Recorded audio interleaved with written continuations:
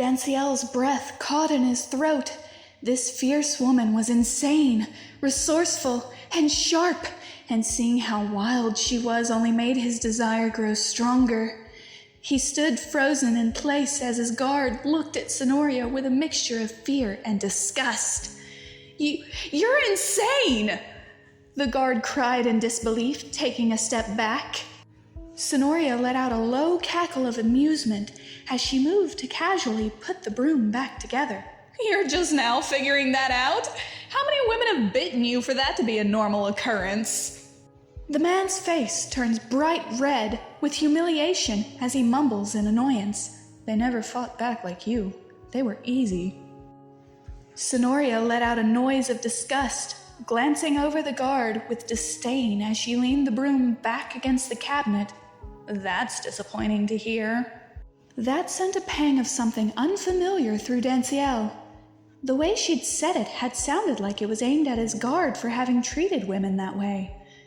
But he had grown used to the depravity of those around him, so why did he find himself agreeing with her sentiment?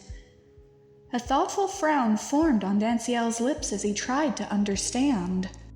The guard tried one last time to save his dignity. You're just some crazy bitch!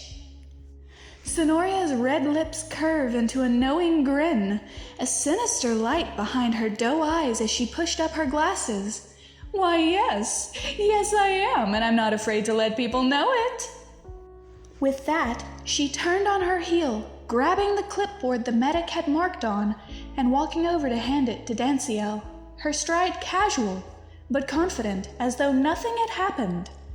Here you go. Is there a study or a library around here that I could visit? I'd like to read for a while. Danciel blinked in shock, his expression unreadable as he took the chart from her. He replies in a neutral tone, still reeling from what he'd just witnessed of her. There is one on the floor below. Sweet, thanks, Sonoria tells Danciel with a knowing glint in her doe eyes as she gives his guard a casual wave. Later, Griffith. Oh, and just a heads up, I use my surroundings, so be ready for some extra chaos if you even think about touching me again.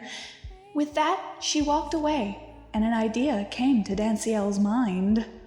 Danciel turned to his guard, making sure his tone was loud enough for Sonoria to hear, as he let out a possessive-sounding growl, his tone dark and commanding. If you touch that woman again, you'll pay for it with your fingers. Sonoria Nighthope is mine. Do you understand? The guard's face paled, and he nodded quickly. Danciel could see Sonoria pause mid-step, and he could hear an almost imperceptible squeak escape her. Though he couldn't see her face, Sonoria's energy indicated that she was flustered, and he could almost smell the desire in her scent before she quickened her pace toward the stairs. Danciel smirked to himself. His plan was working. Sonoria would soon fall for him, and her power would be his to wield. The guard seemed to realize something, and he gawked at the Dragon King in anger and disbelief. You set me up! Why are you keeping that woman here if she's just going to be a headache? She has her uses, Danciel replied simply, his tone cool. Now, follow her and keep a close eye on her activities. But remember my words, Markian. Touch her, and I will relieve you of your existence. Understood?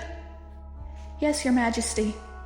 Markian, the guard, replies quickly as he gave a low bow before hurrying after Sonoria. One thing Sonoria had said confused Danciel. She had called his guard Griffith, but his name was Markian.